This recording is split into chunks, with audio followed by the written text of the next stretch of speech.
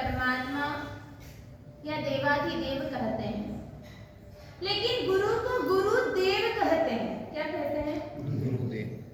गुरु को गुरुदेव कहते हैं। गुरु के अंदर देव भी है और गुरु भी पद मिला है, उन्हें 2 पद मिले हुए हैं।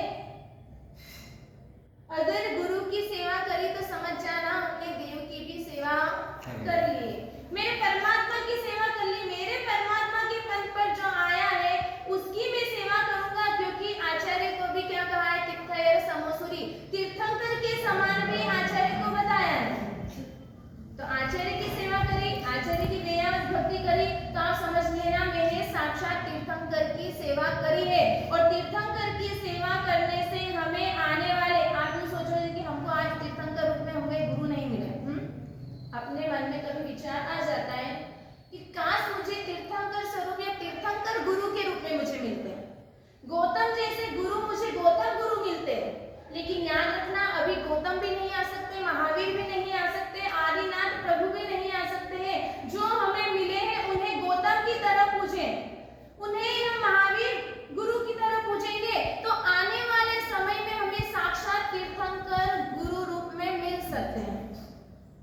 आप सोचेंगे जब मुझे तीर्थंकर रूप में ही गुरु मिलेंगे तभी मैं सेवा करूंगा, तो न भूतो न भविष्यति।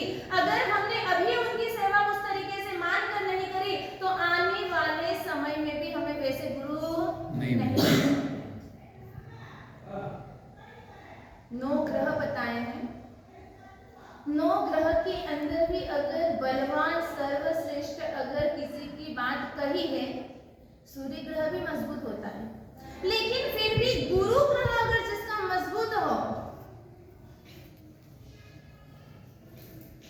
उसे फतेह के ढंके होते हैं, उसे कहीं पर कुछ देखने की जरूरत नहीं पड़ती है। गुरु हमारा मजबूत होना चाहिए। गुरु ने कहा आज दिन है तो दिन और रात है तो रात, बस इतना धरती करना आना चाहिए हमें। हाँ, आप बोलो नहीं अभी दिन नहीं अभी रात है तो वो नहीं चलेगा। गुरु ने कह दिया अभी दिन है तो दिन है, बस सब कुछ समर्पण करने की तैयारी रखना गुरु के सामने। सिंहगिरी मुनि ने अपने शिष्यों को कहा था, सिंहगिरी का नाम सुना है? उनके शिष्य कौन थे?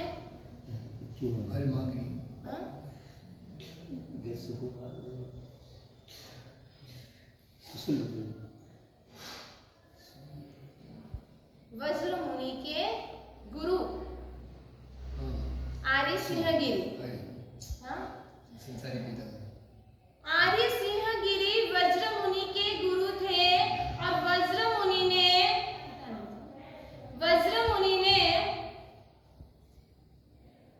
बाल्य अवस्था में थे और बाल्य अवस्था के अंदर ही आर्य सिंहगिरी को लगा, क्योंकि कभी स्तनडिल के लिए चाहते, कभी क्या करने के लिए चाहते, तो वज्र मुनि क्या करते, जो भी उपधियां रहती ना सभी गुरु भगवंतों की, वह उपधियों को अपने सामने रख लेते थे, खुद पाठ पर बैठ जाते। कोई भी गुरु भगवंत सब स्तनडिल वगैरह किसी कार्य के लिए बाहर निकलते, जब पूरा उपासनी खाली हो जाता तब वज्र मुनि सारी उन सभी साधु भगवंत की उपधियों को जगह जगह पर रख देते, खुद पाठ पर बैठते और फिर प्रवचन शुरू कर देते। और यह बात जब गुरु भगवंत आए, वज्र मुनि तो एकदम बाल्य अवस्था में थे, तो जैसे ही वो उपासना में एंट्री कर रहे हैं, एक दिन चुपके से सिंहगिरी को मालूम पड़ा कि वज्र मुनि छोटा सा जरूर है, बाल्य अवस्था है, लेकिन बाल्य अवस्था में उसके पास में विद्याएं, उसके पास में गुणवत्ता, उसके पास में ज्ञान बहुत है, क्योंकि उनके पास में 11 अंग उन्होंने क्या कर लिए थे, पढ़ने में ही उन्होंने सुन सुनकर उनकी कंठस्थ हो गए थे। पदानुसारी जिसको कहते हैं, एक पद को सुनकर वो पूरा विवेचन उनके माइंड में आ जाता था। ऐसी लब्धि के द्वारा उन्हें 11 अंग उन्होंने सीख लिए थे।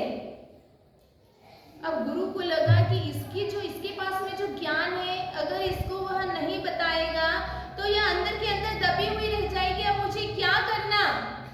अब मालूम है अगर मैं निसी करते हुए नहीं आऊंगा, आपके लिए भी होता है है कि जब आप मंदिर में उपाश्रय में आओ तो निसी ही करके ही प्रवेश करना। भले ही आप केवल मंदिर में समझते हैं निसी करके आना और आवसी करके निकलना, लेकिन उपाश्रय में भी एंट्री करें तो निसी ही करके ही एंट्री करें कि किसी को भी मालूम पड़ जाए कि कोई व्यक्ति, कोई श्रावक या कोई श्राविका अपने उपाश्रय में किसी ने एंट्री करी है। जैसे ही मालूम पड़ा और सिंहगिरी ने जोर जोर से निसी निसी कहने लगे तो लगा वज्रमुनि को कि अरे गुरुदेव आ गए। तुरंत पाठ से उठे और सारे उपदेश जगह जगह पर उसे वापस रख दी गई। अब एक दिन कोई कारण नहीं था, लेकिन फिर भी उन्होंने कहा अपने शिष्यों को कि यह बाल मुनि वज्र मुनि जो है यह तुम्हें वासना देंगे। इतने दिनों तक मुझे बाहर जाना है किसी कारण से, और सिंहगिरी तो बाहर निकल गए। लेकिन उस वक्त शिष्यों ने ये नहीं कहा हम इतने सालों के बड़ी हैं, इतना ज्ञान हमारे पास में, इतने सालों से संयम पाल रहे हैं, इतना सब कुछ हमने सीखा है, तो हम इस छोटे से मुनि को क्या आता होगा, क्या सीखेंगे और क्या वासना देगा वह। ये नहीं कहा उन्होंने। गुरु ने जो कहा है उसको तहत दी, को न अपील और न दलील, कोई भी कुछ भी नहीं कहा, बस मुझे देना है तो मैं दे, हमें सुनना है, हम तहत्ती कर ली कि हाँ हम वाचना उसी दिन से सुनेंगे। और वज्र मुनि ने भी इतने दिनों से ये नहीं कहा कि मुझे तो ये सब कुछ आता है। वज्र मुनि भी पढ़ाई तो करते थे गुरुदेव के पास, लेकिन वज्र मुनि के अंदर भी कितनी अच्छी योग्यता देखी, कितनी गंभीरता देखी उनके अंदर। उन्होंने इतना भी नहीं कहा कि गुरुदेव जो आप सिखाते हो तो सब मुझे आता है। दोनों के अंदर यह योग्यता देखी और उनके शिष्यों के अंदर जो एक समर्पण था कि मेरे गुरु ने कहा है हमें वज्र मुनि के पास में वासना लेनी है। वासना स्टार्ट हो गई, 5, 7, 10 दिन चली। अब उन शिष्यों को वज्र मुनि की वासना क्या हो गई, बहुत अच्छी लग रही। वह सोचने लगी कि गुरुदेव थोड़े अब लेट आए, थोड़े दिनों के बाद में आए तो अच्छा है, हमें वज्र मुनि की वासना सुनने का अवसर मिलेगा, क्योंकि अब गुरुदेव आ जाएंगे तो फिर उनकी वासना हमें सुननी पड़ेगी। वज्र मुनि की वासना फिर यहाँ पर नहीं होएगी। लेकिन उन्हें ये नहीं मालूम था कि हमारे गुरुदेव ने अगर किसी कारण से वह कि वज्र मुनि से ही वासना दिलवाना, इसीलिए वह बाहर गए थे। कुछ दिनों के बाद में वह आर्य सिंहगिरी भी अपनी जगह पर मुकाम पर आए और शिष्यों से पूछा कि आप सभी को कैसा लगा, वज्र मुनि ने कैसी वासना दी, आपको समझ में कुछ आया या नहीं आया। तब वह सारे जो गुरु भगवंत, सारे मुनि भगवंत थे, वह सभी कहने लगे कि गुरुदेव उनकी वासना तो हमें बहुत अच्छी लगी, बहुत अच्छे ढंग से समझाते थे और हमारी ऐसी इच्छा है कि अब प्रतिदिन हमें वज्र मुनि वासना दे। व्यक्ति छोटा है या बड़ा है ये चीज हमें नहीं देखनी। एक छोटी सी चाबी भी होती है ना, हाँ छोटी सी चाबी भी होती है, वो क्या कार्य कर देती है, हाँ वह खजाने का ताला खोल सकती है। करोड़ों की मिलकत, अरबों की मिलकत उसमें से मिल सकती है। बड़ी चाबी ही आप सोचो कि मैं बड़ी चाबी हो तो बड़ी चाबी भी कोई काम नहीं कर सकती, छोटी चाबी भी उसका काम कर सकती है। और ऐसे ही वज्र मुनि छोटे जरूर थे लेकिन ज्ञान बहुत था, और ऐसे वह ज्ञान पिपासु होते हुए भी, कितना अथाह ज्ञान होते हुए भी गुरु के प्रति वह समर्पण भाव था। गुरु को कभी नहीं कहा उन्होंने हम कुछ कह रहे प्रवचन के अंदर, फर्स्ट बार बोल दिया, दूसरी बार बोल दिया, तीसरी बार बोल दिया वही स्टोरी, चौथी बार बोल दी, उसके बाद क्या कहोगे आप, हाँ क्या कहोगे उसके बाद, क्यों नहीं बोलोगे आप, वो की वही सुना रहे, वो अच्छा नहीं लगेगा, या क्या कहोगे, बस ये आपने एक बार सुना दी, हमको मालूम है आपने सुना ही नहीं है, हाँ डायरेक्ट तो आप नहीं बोल सकते, हाँ तुम्हारे सच्ची आपने ये सुना दी थी, बार बार ये क्यों सुना रहे हो, आप ऐसा कहोगे बाबूजी आपने सुनाई थी, अभी थोड़े दिन पहले वो क्या हुआ, शुरू क्या आप स्टार्ट कर दो, फिर पीछे की हमको तो आ जाती है, हाँ शुरू की थिंग आपको देनी पड़ती है। तो ऐसे ही गुरु के प्रति समर्पण भाव कैसा होना चाहिए, जितना समर्पण भाव होगा उतना ही समर्पण भाव हमें, उतने ही समर्पित व्यक्ति हमें होंगे। तो ऐसा अपने यहाँ दूसरा द्वार चल रहा है गुरु भक्ति। 21 द्वार चल रहे हैं अपने यहाँ मोक्ष मार्ग के 21 द्वार, उसमें से दूसरा द्वार है गुरु भक्ति। पहला द्वार कौन सा था? प्रभु भक्ति। जिनेंद्र पूछा तीर्थंकर की भक्ति करना, तीर्थंकर की भक्ति करके भी मोक्ष जा सकते हैं, गुरु की भक्ति करके भी कहाँ जा सकते हैं? मोक्ष गति को प्राप्त कर सकते हैं। देखा जाए तो परमात्मा से भी ज्यादा शासन की प्रभावना गुरु भगवंत करते हैं। प्रथम तीर्थंकर आदिनाथ भगवान का कितना था आयुष्य? हाँ, और उनका शासन कितना चला?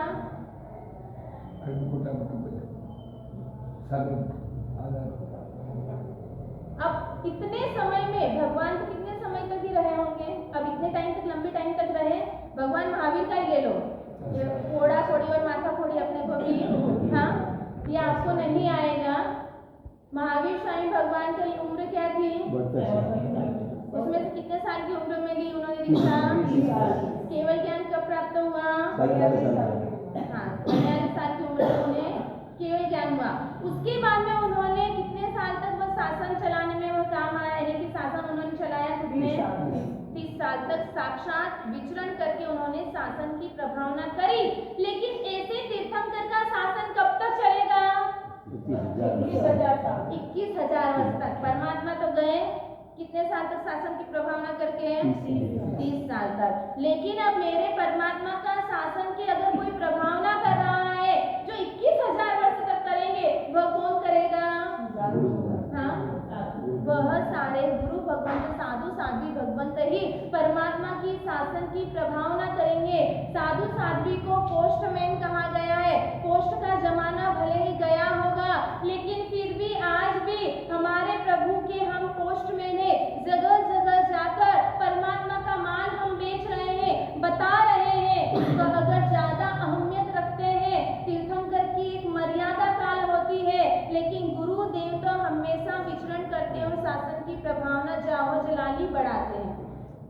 आदिनाथ भगवान का भी अगर भाव सुधरा, महावीर स्वामी भगवान का भी भाव सुधरा, तो उन्हें नई सार के भाव के अंदर ही ऐसे गुरुदेव का समागम हुआ, गुरुदेव का योग मिला, और गुरुदेव का ऐसा योग मिला कि उसी भाव से उन्हें संकित की प्राप्ति हो गई। लक्कड़हारे के भाव में मन में केवल इतना सा चिंतन चला कि कोई आए, मैं खिलाऊं और खाऊं। इतना सा भाव था। जंगल में कहते हैं जब भावना जागृत होती, भावना उत्कृष्ट भावना होती है, तो वह अपनी भावनाएं भी पूर्ण होती है। जंगल के अंदर एक गुरु भगवंत मार्ग भटक गए, मार्ग भटके वहां पर आए। लकड़हारे ने पूछा क्या हुआ? वह लकड़ी काटने के लिए गए थे जंगल में, वहां पूछा मैं मार्ग भटक गया हूँ, और इतना इंतजार तो वह कर ही रहे थे। उन्होंने कहा आप भोजन कर लीजिए, फिर मैं आपको मार्ग दिखा देता हूँ। भोजन करा के जब मार्ग दिखा रहे हैं, उस वक्त मुनि भगवंत ने क्या कहा? आपने मुझे द्रव्य मार्ग दिया, अब मैं आपको भाव मार्ग बताता हूँ। और भाव मार्ग बताया, नौकार बताया, नौकार की महत्ता बताया, जैन धर्म बताया कि जिन धर्म जिन मत क्या है। और जैसे यह सुना तो उन्हें संकित की प्राप्ति वहां पर हो गई। और संकित की प्राप्ति के बाद उनकी भोग की गिनती बता देते हैं 27 भोग। छोटे मोटे भोग को वहां पर गिनती में नहीं लिया गया। तो संकित प्राप्ति का एक सुगम उपाय अगर है, कृष्ण महाराजा ने भी तीर्थंकर नाम कर्म बांध दिया, वंदना करके 4 नरकी को तोड़ दी।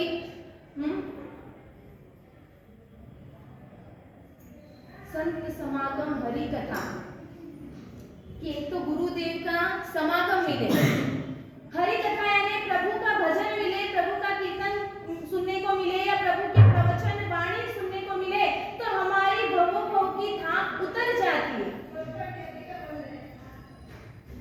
तो यहाँ पर ऐसे गुरुदेव के